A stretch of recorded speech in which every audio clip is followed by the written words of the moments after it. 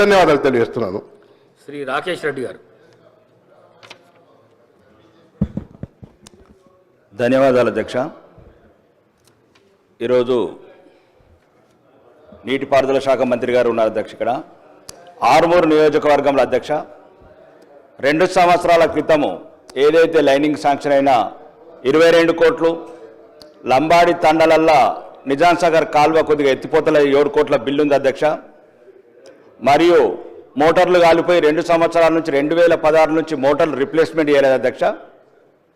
ఇవి ఏమి ఎత్తిపోతల లక్షల కోట్ల ప్రాజెక్టులు కావధ్యక్షమయ్యి ఇప్పటి వరకు నీటిపారుదల శాఖ మంత్రి సుమారు 20 సార్లు కలిశాను అధ్యక్ష. 2 సంవత్సరాల నుంచి నవ్వుతూనే ఉన్నాడు మంత్రి గారు.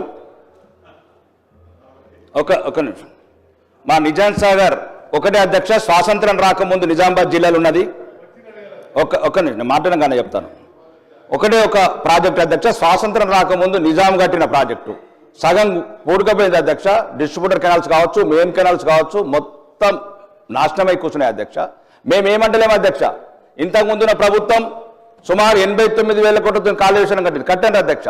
ఇప్పుడు పాలమూరు రంగారెడ్డి కట్టుండి అధ్యక్ష 21,000 కోట్లైనవి, మళ్ళీ 56,000. కానీ అన్ని జిల్లాలు, కానీ మన జిల్లా ఉమ్మడి ఆంధ్రప్రదేశ్లో ఈ తెలంగాణలో అత్యధికంగా నష్టపోయిన జిల్లా ఏదంటే నిజామాబాద్ జిల్లా మాత్రం అధ్యక్ష. ఏదైతే ఈ కాలువల పునరుద్ధరణ, లైన్స్ ఆధునీకరణ సుమారు ఒక 2,000 కోట్ల అధ్యక్ష. నిజామాబాద్ జిల్లాకు ఒక 2,000 కోట్లు ప్రత్యేకంగా మంత్రుల కమిటీ, సీనియర్ మంత్రులు బట్టి విక్రమ్ చేద్దాం, అన్ని జిల్లాలకు ఇద్దాం. ప్రాణహిత చేవల కంప్లీట్ చేద్దాం, కాళేశ్వరం మిగిలి చేవల కంప్లీట్ చేద్దాం, కాళేశ్వరం మిగిలిపోతే మేడిగడ్డ మళ్ళా కడదాం. కానీ నిజామాబాద్ జిల్లా ఈ ఉమ్మడి ఆంధ్రప్రదేశ్లో తెలంగాణలో ఎక్కువ నష్టపోయిన జిల్లా కూడా అంటే ఒక నిజామాబాద్ జిల్లా మాత్రమే.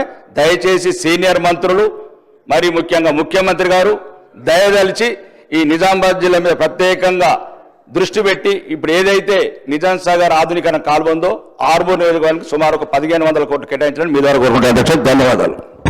గౌరవ మంత్రి గారు.